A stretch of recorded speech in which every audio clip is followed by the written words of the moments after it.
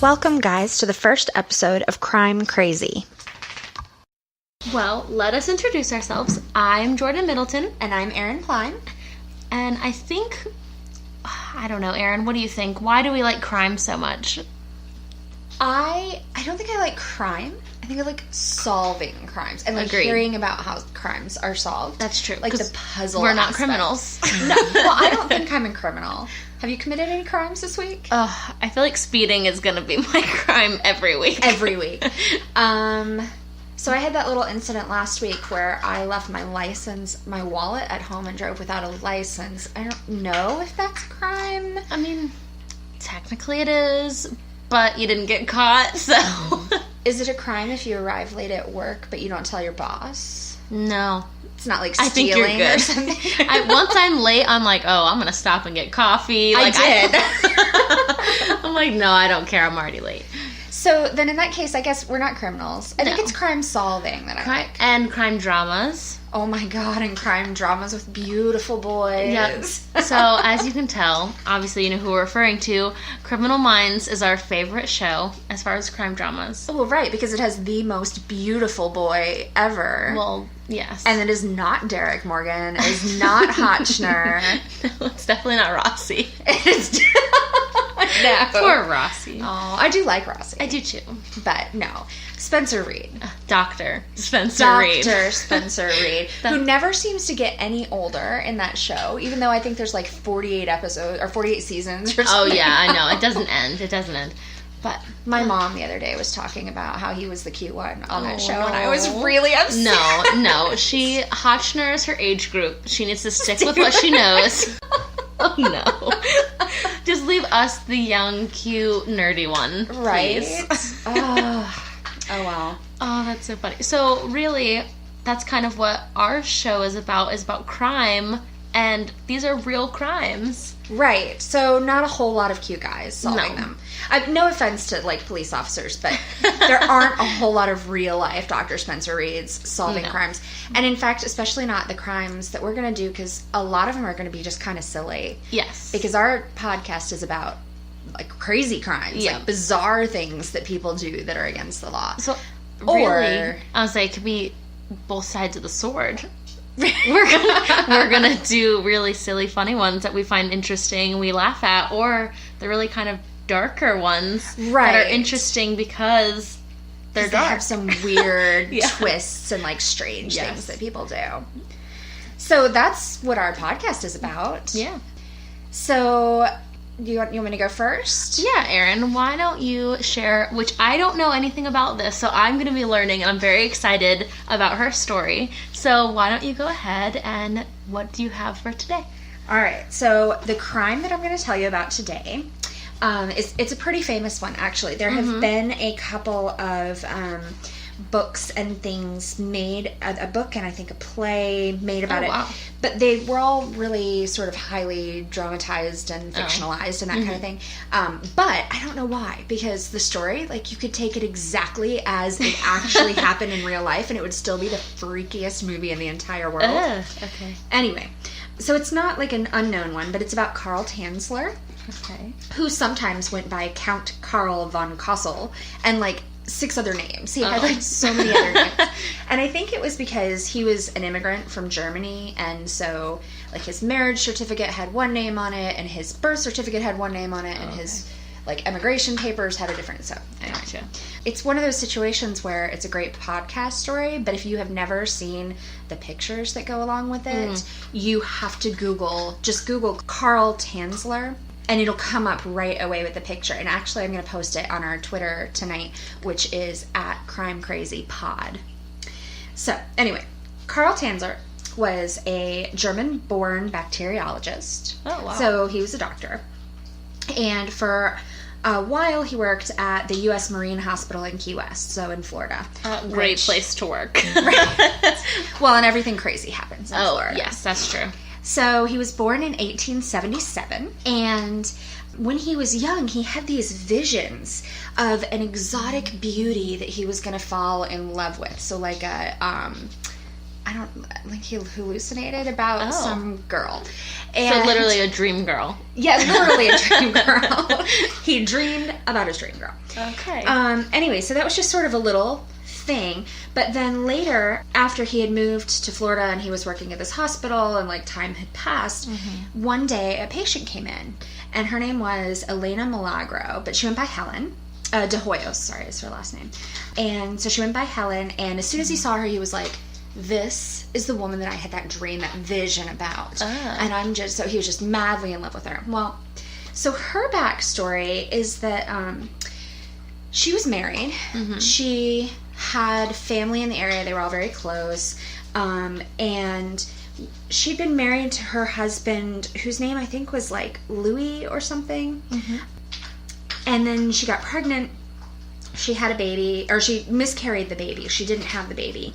And her husband, because he was an absolute asshole, left her because she miscarried the baby. They didn't divorce, so she was still married to him up until the time that she died. She was married to him. But then she went back and lived with her family. So her mother had brought her into the hospital because she had tuberculosis, which at this time was almost 100% fatal. And it turns out that almost everybody in her family died of tuberculosis in the next like several years. So anyway, Helen had tuberculosis, and Carl treated her, and he also bought her expensive gifts, and he bought her jewelry and just lavished praise on her. And there's nothing really to indicate that she ever returned his love. But it sounds a little bit like her mother did, because eventually Helen died, and Carl Tanzler paid for her funeral. He bought this huge above ground mausoleum to have her buried in. And for some odd reason, the mom gave him a bunch of her hair that I guess maybe... But that was popular back then. Is it? That's so gross. It is really gross, but I feel like the same way when you cut your baby's hair for the first time and you keep that hair. And then all the teeth. And, no. But back then, they did keep the hair. I'm not sure why, but even in like a weird movie set in that time period, it was actually about murder, but he would keep the woman's hair. And it was like a thing. Bizarre. Well, so apparently mom approved of him if she gave him his hair after she died, or gave him her hair. Whose hair is it? Helen's hair. And that actually becomes really important later in the story, because for 2 years, Tanzler would go pretty much every day to this mausoleum, and he would let himself in to where the body was. And he would talk to her and stay with her. So he was obsessed. Just absolutely loved her. And he started to believe that her spirit was talking to him. Which really, I guess he probably had been believing that since he was a child and had visions of her. Even though there's a big age difference. When they met, she was 21 and he was 53. So if he was having visions of her as a child, she had not been born yet. In fact, he's probably closer to her mom's age. Yeah, I was going to say, I was like, he's more of a parent. Right. So I guess she was speaking to him from out of time. I don't know. So anyway, 2 years. Visits the body all the time. The body's decaying, right? And it's like... because that's what bodies do. After the end of 2 years, he was just going crazy because he felt like her spirit was begging him to take her home with him. The body home? Yes. No. No, thank you. So one night, he breaks into the mausoleum. Well, he just lets himself in because he's like... It's his. Right. And he steals her body. He puts it in a child's red wagon, and he drags it home with him. This poor man. Okay. So this body is falling apart. To the point where when he gets home, he has to hold it together. He holds the bones together with wire and wire coat hangers. So he has to like piece it back. It's so gruesome. This is going to be really gross. This will be a really good sort of litmus test. If you can make it through this episode of the podcast, you can stick with us. And if, it probably actually won't ever get gorier than this. No. Okay, so now he's got this body it's like puppet held together. Yeah. He stuffs her abdominal and chest cavity with rags because, of course, she's collapsing. Sunken in. Yeah. And her skin starts to rot away, as skin will on dead things. And so he replaces it with silk that's been dipped in wax so to like hold its shape, and then plaster in Paris, and he paints the face back on her. Her hair all falls out because her scalp rots off. Yeah. So he uses the hair that the mom gave him to make a wig out of her own hair and puts that back. And he keeps his body. The other thing he has to do is use copious amounts of perfume and disinfectant. I was gonna say, what about the smell? And preservatives. Yeah. Ugh. Because she's rotting. And I was reading this and thinking, sometimes when I drop the kids off in the morning, we're driving down the road and somebody's hit a skunk or a dog, or and I mean, if it's a skunk, you have skunk smell, but then there's that other smell that's like a dead thing that's been in the sun. He lived with this body for 7 years. 7 years. Ew. It slept in his bed. He would pick her up and dance with her. He caught something working with the bacteria. He had something wrong. Something going on in his head. So, oh God. At some point, he kept it a pretty good secret, apparently, for a long time. But somewhere around the 7-year mark, the sister, who had not yet died of tuberculosis, but I believe her sister does later. Her sister, Helen's sister, catches wind of, maybe literally catches wind. The look you gave smells me. like my sister. Sorry. That her sister's dead body might be in this man's house. And she confronts him, and he won't let her in, and so she comes back with the police, and they bust down the door and go in. And of course, Helen is there. And this is where you really need the picture to get a good idea of this. Okay. Oh, you know what? It's on our Twitter banner at the top. Oh, okay. That is a picture. Well, I stuck like a robber mask on him, but that's Carl Tanzler and then Helen. Okay. And so they arrest him. Okay, so it seems pretty good. But after being in jail for like a day, it turns out that the only crime they can get him on is stealing a body. Okay, so like grave robbing. Yeah. But the statute of limitations has expired, so they have to let him go. Because it had been there for 7 years. Because he'd had it for 7 years. Oh So my God. he didn't get charged with anything, they just let him go. Ew. So, I mean, I just don't even... I don't understand what would make somebody... I mean, I can't imagine if one of my loved ones, or like my kids, God forbid, died. I could not. It would be tragic, but I don't think I'd want their body around. No. That's why I said he must have something wrong. He caught something that's living in his brain that's making him do all this crazy shit, because that's not okay. No. All right, so here's the last little note that I have on this, is that when they came and they took Elena away, for a while after they took her, they kept her on display at a funeral home because she was such an unusual... I know. Now Sorry. You get it, right? Oh, yeah. Now I understand this. Oh, my God. That would have been bad. Earlier, I was telling Jordan that when I wrote this I was reviewing my notes before we started. When I wrote it in my notes, for some reason, I knew it was funeral home, but my hand wrote nursing home. So I had written, they this kept could her happen body to you. display. Yes. No. Even the funeral home, that's pretty bad. It's like, this is what your loved one's going to look like. Surprise. Actually, they won't even look this good because this woman's got a painted face and some plaster. Little potpourri sachets. Just to make sure she stayed put. They kept her there? I think they just kept her on display because she was interesting. Like, it was something that nobody had ever done to somebody before. Dolled up their dead bodies. Yeah, right. No, because once they're in the ground, they're in the ground. They're supposed to stay there. And it wasn't quite like a mummy, but I guess it was kind of like a mummy. Yeah. Except I feel like she was maybe a little more mushy than a mummy. Probably so. Because she wasn't getting dried out. She was in his house. Yeah. I just can't imagine. He ended up making a death mask modeled after her face. And he used that to kind of console himself after they took away the body.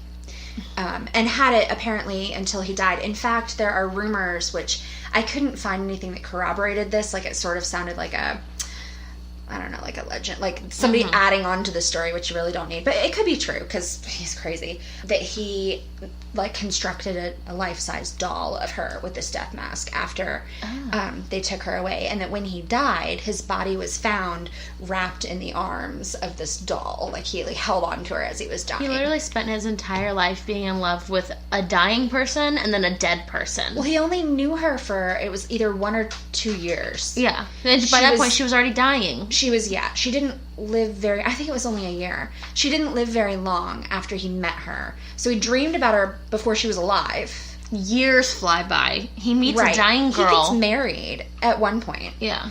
She's married. Meets the dying girl.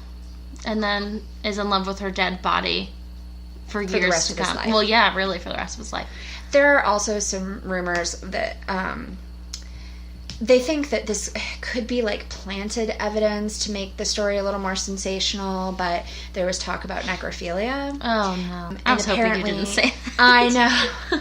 Apparently they didn't find it when they first recovered her body, but then they found later that he'd used like a paper tube. And oh no. Yeah. So, but we won't go into that because that's not confirmed. No. There certainly was not a photo of that on the Twitter account, I promise.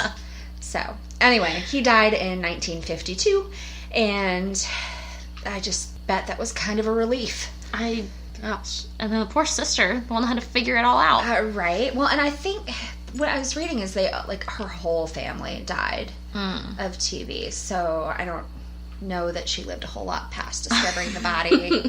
That's so bad. I'm sorry. I don't mean to laugh.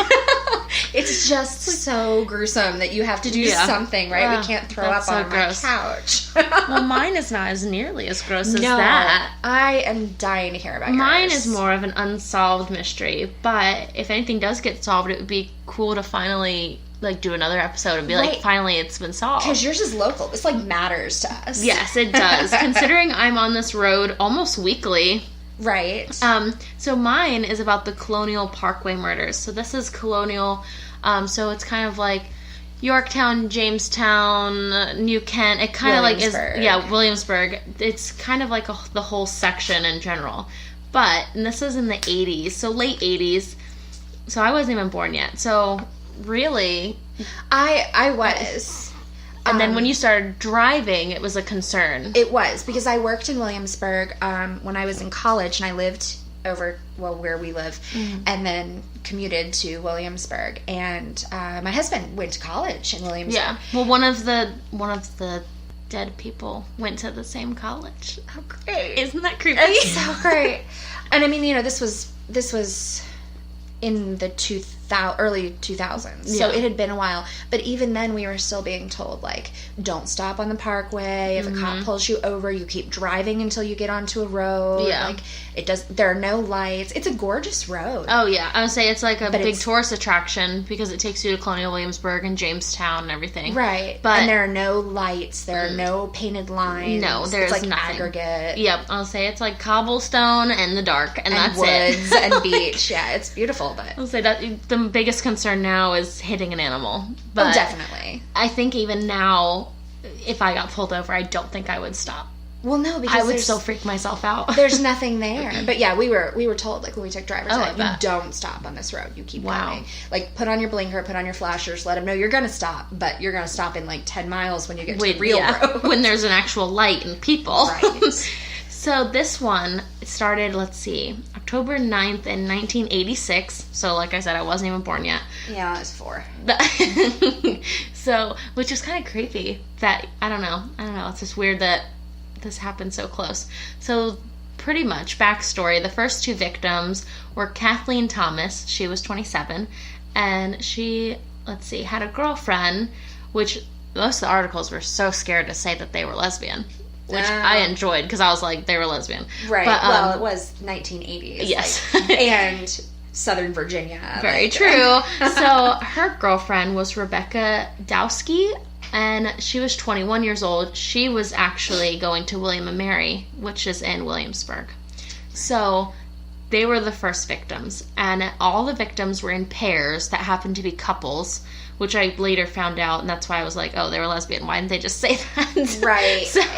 So that night, on October 9th, they were hanging out. They left the school. They were supposed to go on this, like, weekender trip, whatever they were going to do. They were going out for the weekend. Well, then a few days later, because I think that was why they were gone for the weekend, so no one reported them missing because they were meant to be gone. To be gone, right? And then, actually, a jogger came across and spotted a white Honda Civic, and was like, "This isn't right." It was on the edge of an embankment. It was like almost in the water. And come to find out, both the women were strangled and their throats were cut. And they were both in the back of the car. One was in the back seat. One was in like the hatchback part. And their bodies were left there. Strangled and throat cut. Strangled, and their throats were cut. Did they later know if like one happened before the other? Like, was it overkill, or was it like he tried to strangle him? Well, because back then there wasn't a whole lot of technology with this, right. And it was kind of like, oh well, there's no way to tell. Like, it was just like the time period. Like, okay, right. So between this hour and this hour, they both died. Right. So they were strangled first, and their theory is that they were strangled first, so then they would pretty much pass out. So it's easier to control them when they're passed out. You cut off all the air supply, you know. And then they cut their throats. In a different article, I discovered that it was not just cutting their throats, it was actually almost like taking their heads off. It was ear to ear. Oh my god. Yep. Sorry for the gruesome details, but that's when they were like, this seems like overkill. The idea for this podcast started out with articles like women riding little, what are they called? Motorized scooters through Walmart drunk and stuff. Right. And now we're here. Let's start with the most gruesome, disgusting things because this popped up on my Facebook, and I was like, you know what? I really want to read about this. Right, yeah. So that was the first two victims. The second, let's see, his name was, I don't know if I should, I don't know. Well, let's say, okay, so it's David. I'm just going to do first names because a lot of their last names, I don't want to say them wrong. And I'm like, oh, I'm so sorry. I bet that's Nobbling. Nobbling? Okay. Yeah. I was like, oh, I don't know. He was 20. And then Robin Edwards, she was 14, which that's another thing. I was like, wait, they were a couple? Whoa, yeah. But turns out they were. Oh. So, but the parents knew or something. Like, people whose relationships he doesn't like. And that's what I thought, but then later on all the other ones seemed pretty normal. Right. But they started thinking boring couples. Maybe it was just like they were kind of like parked and they were kind of like fooling around or something like that because I don't want to think about that. 20 and 14. Yeah. She's a baby. I know, and that's why, but it seemed like after reading, like the parents knew that they were, because I don't think any of them, well, none of the articles kind of leaned towards them being shocked that they were both together. Right. So it wasn't like, oh, my baby's dead and she was with this 20-year-old. Like, It wasn't like that. This grown-up. Yeah. So they found, actually at a wildlife refuge. So they weren't on the parkway exactly, but it's pretty freaking close. And they were both shot in the back of the head. So not the same way the first couple died. Definitely not the same way. But did they tie them? I mean, you're talking about them like they're all the same killer. Well, that's what I think. But a lot of people think that these are all unrelated. But the timelines are so close. It's just kind of scary because, like, that one was in 86. And then the next one was, like, I don't know, a year later, almost exactly. So I was like, okay, that October's his time for hunting then. So I was kind of, confused about that one. But if I'm not mistaken, I'm almost positive that this couple, David and Robin, were the ones that were shot in the back of the head, and they were also found in the water. So their bodies had been dumped. But it was like kind of like a car? Brush. Oh yeah, all the cars are found in every single story. Okay. Which is weird. But like this one, the brush kind of stopped the bodies from floating out. Right. But with all of their cars, the driver's window was rolled down. All of the doors were unlocked. And some of the cars, like some of their clothing was left on the car seat or in like the back of the truck, and all of the driver's keys were either in the ignition or on the seat. Whoa. So that's why I was like, how are these not related? I don't know. Right. It freaks me out. I'm like a conspiracy theorist, though, so I'm like, they're all connected. It's the Illuminati. So, well, every time I've heard about it, it's been like all these people were killed by the same guy. See, and that's what I always thought. And there was a few people, like I was reading articles back from, I think the earliest one I could find was like 88 or 89. Mm-hmm. And the guy in the case was so upset, and he was just like, no, they're not connected. He's like, they have similarities, but they're not connected. I'm like, okay, then you did it. But I'm just like that. So, but then the third couple was only 6 months after that. So not even a full year. Ooh, so we're escalating. We're speeding That's up. what I said. All of our criminal minds terms come to mind. So I'm like, no, they're that's escalating. Exactly how police work. I was like, okay, so October, that's when his trigger happens. And then I was like, oh my gosh, they're escalating. So April 9th of 87, a college student, Richard Keith Call, he was 20, went on his first date. Oh, Can you just imagine? First date with Cassandra Lee Haley, 18, and she was from Grafton, which is a local area too. Right. The following day, Call's vehicle was found abandoned at the York River Outlook, which is very close to where the first murders happened. Right. And there was no trace of them, and their bodies have never been found. Worst first date ever. Ever. So nothing was found, no bones, no body, no blood, no nothing. To the point they where could have been shot or strangled or had their heads cut off. And then kidnapping was a factor in this. Because if they were abducted, you know, right? So they can't just unless disappear. He just got better at getting rid of the body. Like maybe he found a way to actually make it go out into the sea. And that's what I thought. The York River there is only like a mile across. Like, I know. How would you not be able to find them? And that's why I was like, I don't know if it was just lack of technology, because now if they're searching the water, they have all these sonar and scanners and whatever. Right. Back then, they were probably like, there was actually a picture of these two scuba divers. Oh. I'm like, were they actually trying to find the body? Okay, yeah, that's a little bit much for two scuba divers. Right? And this is a big area. Or they, and they could have been driven somewhere else and dumped. And because it sounds like if it's the same guy, he's getting smarter. Right? Faster and smarter. Faster and smarter. So nothing was ever found of them, to the point where now there's even a Facebook page about what happened to them. And it is still active. Like, people last week were commenting on it. I guess March 8th was Richard Keith, or he goes by Keith. That was his birthday. And they were wishing him a happy birthday. And oh my gosh. So people are still actively looking for them just in case they're not dead. Oh, I can't. I know, it's so sad. I'm like, these are people who probably still live very close to where we are. So nobody ever moves away. No one does. They say they will, and then they don't. I know. So the last one, less than 2 years later. So there was a bit of a gap after that one. So this was Labor Day weekend in '89. Anne Marie Phelps was 18, and a friend of Phelps' boyfriend. So wait, a friend of Phelps' boyfriend. Okay, so her boyfriend's friend.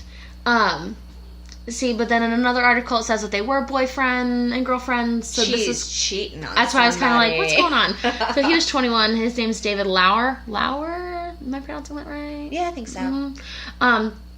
Okay, so let's see. Lauer's car was found abandoned in a rest area westbound of I-64, which there's not a lot of rest areas on I-64, especially in our spot. Just that westbound I-64 between, like, I would imagine it's not up near Richmond, so there's like one? Yeah, I would say. So it that's just weird. So then that was Labor Day weekend, So then in October, so about a month later, a hunter came upon the couple's skeletal remains less than a mile from the rest area. They had been stabbed to death. So in another article that says that they don't know how Anne Marie Phelps died, that there was no proof saying that, but that Daniel's bones did show stab wounds. So she was probably stabbed. So I think that they're making just a general... Well, I'll tell you what, Carl Tansler over here in my notes, he's all about those skeletons. He can fix them up with some coat hangers. That's so gross.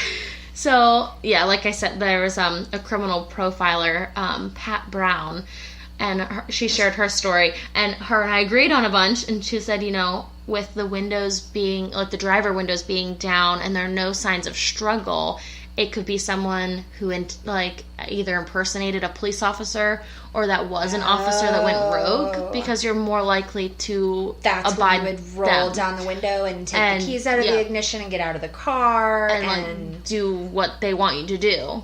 So, oh man. She says that he probably wanted authority and didn't have it. So he said the feeling of the crime was probably a surprise to control and punish the wrongdoers. Because they were out parking. I would say they were probably parking, because all these spots are probably good places to park. Because if you haven't ever been on the Parkway, it's this long winding road through the woods, and then there are all these little scenic stop-offs things. Yeah, where you can just go and park your car and look out over the water. It's the perfect place to go parking, except that it's now pretty heavily patrolled by hopefully real cops. But there has just been so many yes, they're connected, no, they're not. There was actually I read a little article about it. I think shortly after the second murder, there were in the Shenandoah Valley, in some trail, hiking trail, there were these there was this couple, also a lesbian couple, who were stabbed, or no, their throats were just cut. So that's pretty similar to the only lesbian couple in this murder case. And not that far away, really. No, I would say not really. And they're trying to say that, there are similarities, but there are also major differences. So then everyone said, well, are they hate crimes? Sure, maybe. Right. But then that wouldn't fit with him doing all of these other ones, because some of the couples were just normal age differences.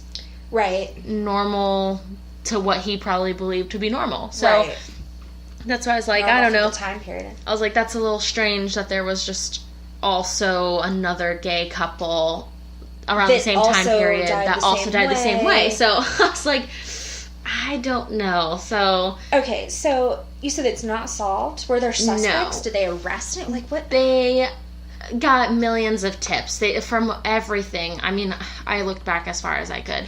They've gotten tips from different FBI agents, saying that they were working with partners, a partner team type thing. So that would make sense why all of these, because they were all young, they were all healthy. Right. Some of them were athletes. So why didn't they fight back? Or why didn't one of them run? Or why didn't, two against one in the dark? Right.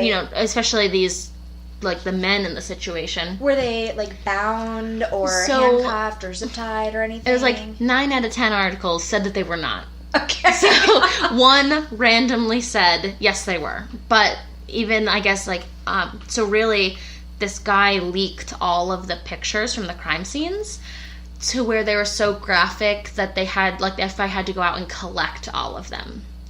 Because they... Who leaked? A police officer? Okay, so there's been... I thought it was this guy who was kind of pinned as the one who leaked it.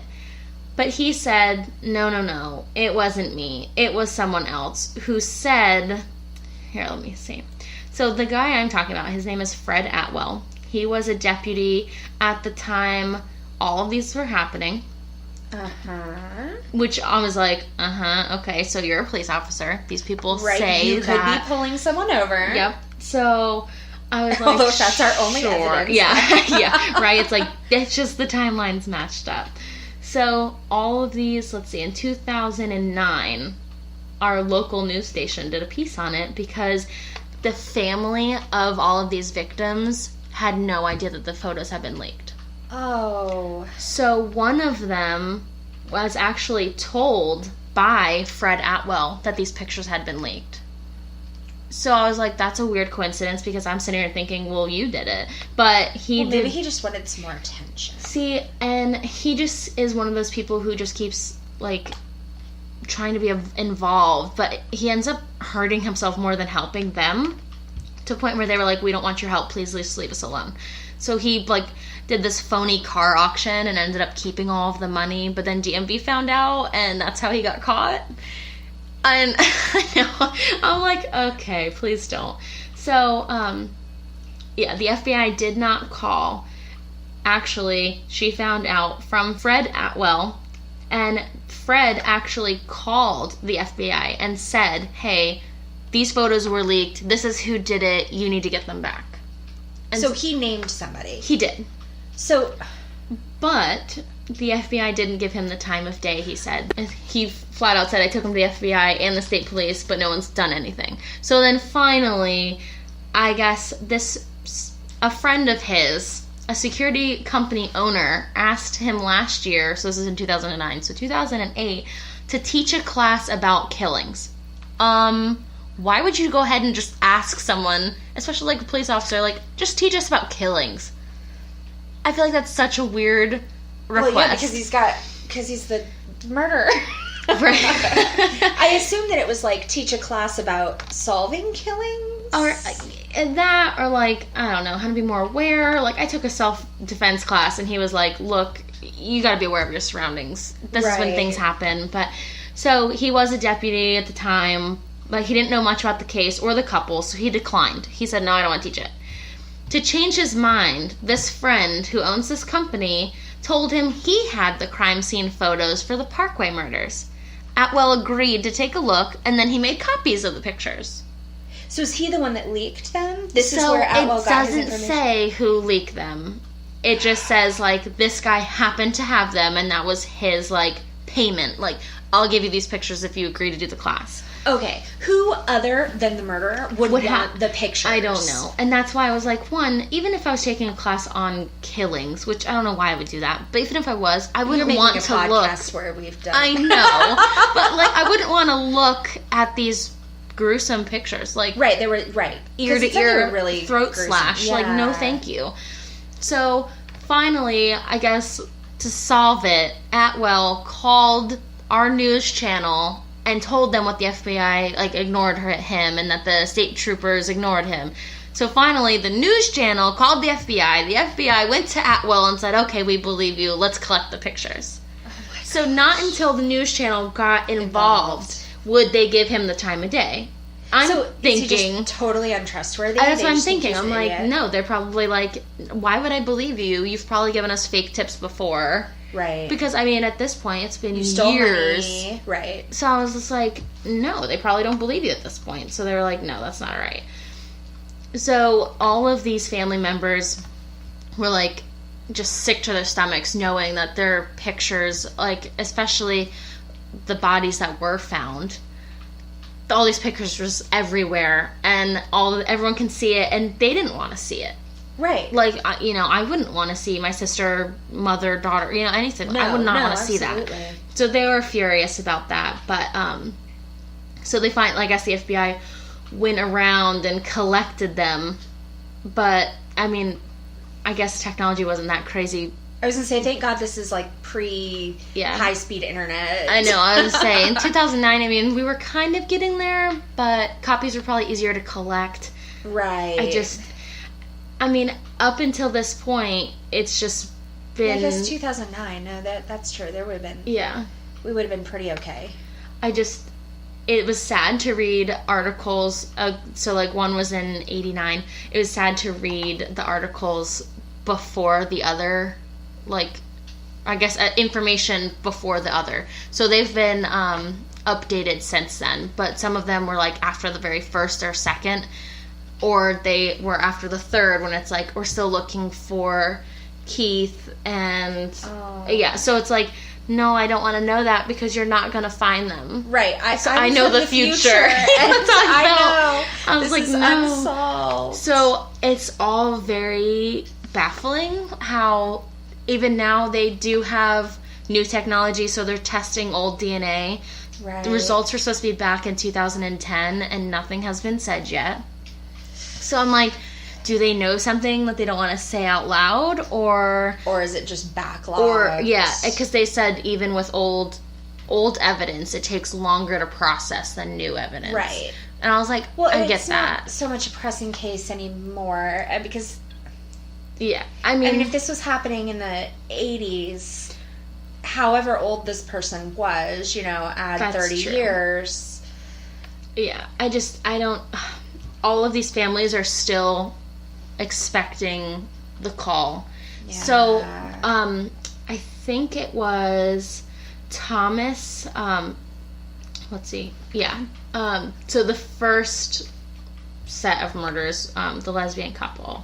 So Kathleen Thomas, her brother has, I think, a blog about this, and he steadily calls the FBI because it's still an open investigation. Right. So, as like new members come and go, they recheck old tips, or they still ask her some, but she'd be like 60. And he has he lives in LA, and he came back for the 30-year anniversary, and he had so many different, news people, journalists, everybody was trying to interview him. And he was like, I just don't understand how people, haven't figured this out. Right. And he was just like, so he still believes, and he said, in my heart of hearts, that this will be solved. Oh. And I feel like he's going to be disappointed. I know. And I feel like I would be the same way as far as hopeful, because I'd rather be hopeful the rest of my life than just, distraught. But there comes a point where you have to, come to terms. But I still feel like... Move on a little bit. But just try to have your own life. But there happens to be another podcast referencing this story that takes... it was tagged as far as, California, LA area. So I'm like, I wonder if that was him. Maybe he did a podcast about this. But do you remember the name of the podcast? No, I don't. I wish I did. I don't know. I want them to find something out, but on the other hand, I don't know how they would. It's been so long. It really, the first one was in 86. Yeah, it's been really long. I want them to find something. Well, that one is crazy because it's local, and I just feel like, it's not that we don't have murders here, but we don't have serial killers. They flat out said that even, it was 92 or 94. I remember being okay, I was either really young or born yet. So it was somewhere around there, because there's a lot of articles in the early 90s that flat out said that there had not been any murders like that up until that point. So obviously now that's all you hear on the TV. Right. But at that point, there had not been anything like that. So it's this is a one-of-a-kind case, and they still haven't figured it out. Wow. But I did get the name of that podcast. It was, let's see. So it is it's a 4-part episode. There's 4 episodes on it. And let's see, it was 2016 Real Crime Profile Podcast, Colonial Parkway Murders. It has 1, 2, 3, and 4. And it is based out of Los Angeles, California. So I don't know if that's her brother or not, but... we should download and listen to that podcast. So as soon as... there's been a few podcasts about this. 30th anniversary of Colonial Parkway Murders, Shattered Lives podcast. Yeah. That's the other one. I really want to listen to them, but if there's any new information, I'd like to touch on this topic again and see what we find out. Wouldn't that be neat, though, if, I don't know, a month from now or a year from now or something, we could be okay, remember back in our first episode? Yeah. We have the answer now. Yes. I hope it ends like that, because I want these families to have closure, and I think that's what they really need and want. Right. Well, and technically, I don't think people are so concerned now, but if he's not been caught, who's to say he's not still there? Right. So that's why they were saying if he has stopped killing, he will slip up, or even if he's in jail, when he comes out, his patterns will start again. Right. And they said that even if he was working with a partner, he might have stopped because the partner died. Oh, okay. And the partner would make sense if there were no restraints and there were unhealthy kids. Because I'll say if 2 against 2 is a lot easier than 2 against 1. Oh, well, a lot of people do. I hope this isn't somebody I, run into. No, I hope. No, I think he got arrested in, Georgia. So I think we're okay. Oh, okay. That's good. It's a small enough town. Yeah. Wow. Okay, so that was 2 really dark stories. I know. Okay. But I'm going to end us on a lighter note and a shorter note. It was a really little article, and this happened August 2013. So more recent. And it happened in Canada. Because, what is really strange? There are crimes in Canada. I still don't believe it. Okay, but listen to the quality of this crime. Okay. So, there's this man. His name is Renee Daniel. Okay, and he is estranged from his wife. He's not living at the house. so they've been separated for a while, and it sounds like it's probably her choice.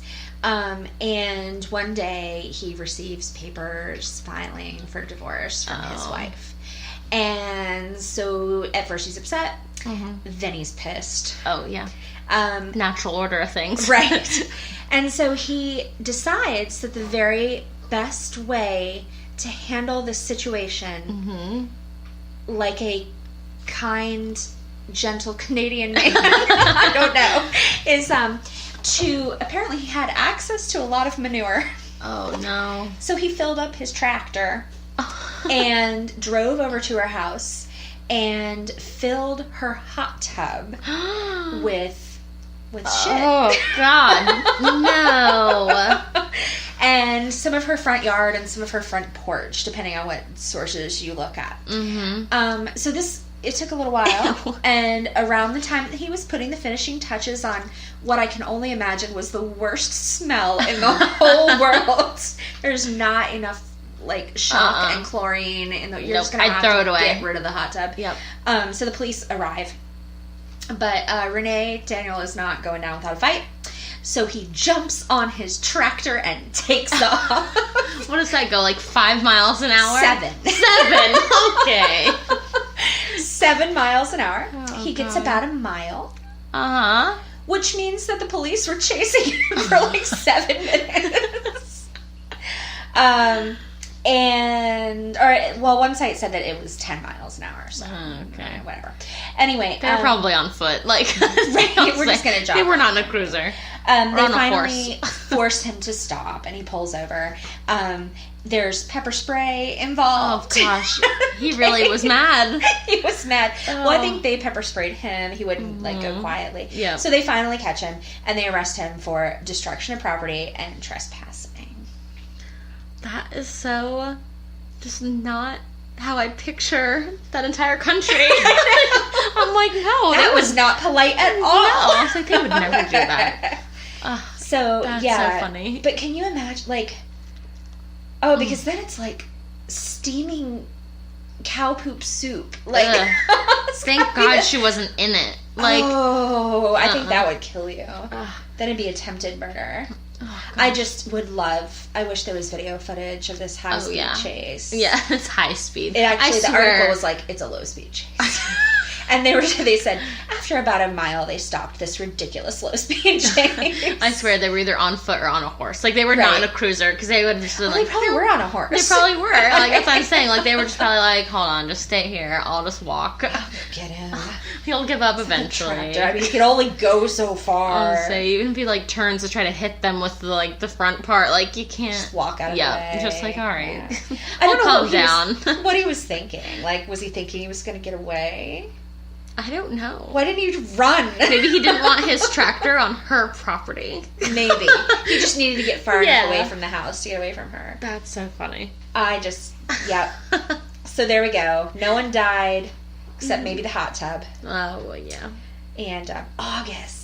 I guess at least it's Canada, not down here in Virginia. Oh, yeah. Because August in Virginia... You're melting just walking. Right. You could just live. The hot live. tub would have been closed. Oh, yeah, no. You would die if you went into a hot tub. Yeah. Oh, God, no. Boil to death.